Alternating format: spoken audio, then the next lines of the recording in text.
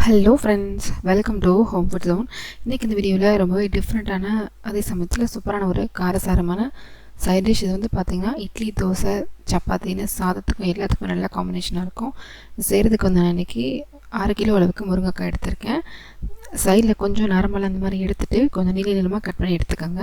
இது ஒரு குக்கரில் மாற்றிட்டு இதில் வந்து கொஞ்சம் ஒரு 1/2 கப் அளவு தண்ணி விட்டு 2 விசில் மட்டும் ஹை ஃப்ளேமில் விட்டு எடுத்துக்கோங்க. 2 விசில் வந்ததும் ப்ரெஷர் நல்லா ரிலீஸ் ஆனதுக்கப்புறம் திறந்து பார்க்கலாம். பார்த்திங்கன்னா அந்த காய் நல்லாவே வெந்து வந்திருக்கும். இது ஓரளவு சூடு ஆறுனதும் இந்த மாதிரி உள்ளே இருக்கிற இந்த சதை மட்டும் எடுத்துகிட்டு தோலை தனியாக எடுத்துக்கோங்க. இதே மாதிரி இருக்கிற எல்லா முருங்கைக்காயுமே தனியாக பிரித்து ரெடியாக இருந்து எடுத்து வச்சுக்கோங்க. இப்போ செய்யறதுக்காக வந்து இன்னொரு பேனை சூடு பண்ணிக்கோங்க. இதில் வந்து பார்த்திங்கன்னா 2 டேபிள் ஸ்பூன்லேருந்து 3 டேபிள் ஸ்பூன் வரைக்கும் எண்ணெய், ஒரு 1/2 டீஸ்பூன் கடுகு, 1 டீஸ்பூன் வெந்தயம், 1/2 டீஸ்பூன் சீரகம் சேர்த்து இது எல்லாமே நல்லா பொரிஞ்சதும் ஒரு 6-7 பல் பூண்டு, நல்லா ஃப்ரெஷ்ஷான கருவேப்பிலை கொஞ்சம் சேர்த்துட்டு இது எல்லாமே சேர்த்து நல்லா வறுத்துக்கோங்க. பூண்டு ஓரளவு நல்லா செவந்து வர வரைக்கும் வறுத்து எடுத்துக்கோங்க. பூண்டு நல்லா வறுப்பட்டதும் இது கூட நம்ம ஏற்கனவே தோலை உரிச்சிட்டு உள்ளே எடுத்து வச்சுருக்க அந்த முருங்கைக்காய் நம்ம சேர்த்துக்கலாம். வேக வச்ச தண்ணியும் சேர்த்து நம்ம சேர்த்துக்கலாம். சேர்த்துட்டு நல்லா வந்து கலந்துக்கோங்க. அடுப்பை மீடியம் ஃப்ளேமில் வச்சு ஒரு 2 நிமிஷம் நல்லா அந்த மாதிரி மிக்ஸ் பண்ணி விட்டுக்கோங்க. ஓரளவு நல்லா சூடானதும் இதில் வந்து பார்த்திங்கன்னா நல்ல ஒரு பெரிய எலுமிச்சம்பழம் அளவுக்கு புளி எடுத்துகிட்டு நல்லா 1 கப் தண்ணியில் கரைச்சி ரெடியாக எடுத்து வச்சுக்கோங்க. 1 கப் இல்லை அதை விட குறைவாகவே தண்ணி ஊற்றி கரைச்சி ரெடியாக எடுத்து வச்சுக்கோங்க. இந்த தண்ணியை நம்ம இதில் சேர்த்துக்கலாம். இப்போ இதை நல்லா வந்து கலந்து விட்டுக்கோங்க. இது வரைக்கும் நம்ம இதில் உப்பே சேர்க்கலை.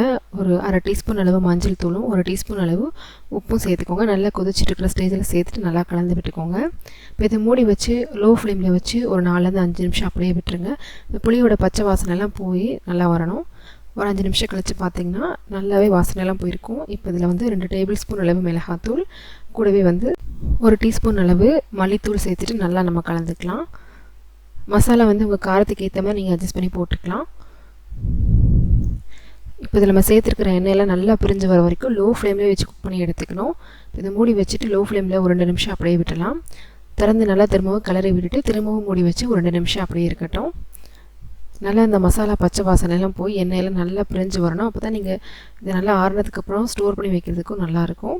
ஒரு 1 வீக் வரைக்கும் கூட ரொம்பவே நல்லா கெடாமல் இருக்கும். பார்த்திங்கன்னா நல்லா சூப்பராக எண்ணெயெல்லாம் பிரிஞ்சு நல்லா வெந்து வந்திருக்கு. இந்த ஸ்டேஜில் வந்து ஸ்டவ் ஆஃப் பண்ணிவிட்டு நல்லா சூடு ஆறுனதும் ஒரு கண்ணாடி ஜாரில், ஏர்டைட் ஜாரில் போட்டு வச்சுக்கிட்டிங்கன்னா ஃப்ரிட்ஜில் 1 வாரம் வரைக்கும் கூட நீங்கள் ஸ்டோர் பண்ணி வச்சு சாப்பிட்லாம். இட்லி, தோசை, சாதம், சப்பாத்தின்னு எல்லாத்துக்குமே நல்ல காம்பினேஷனாக இருக்கும்.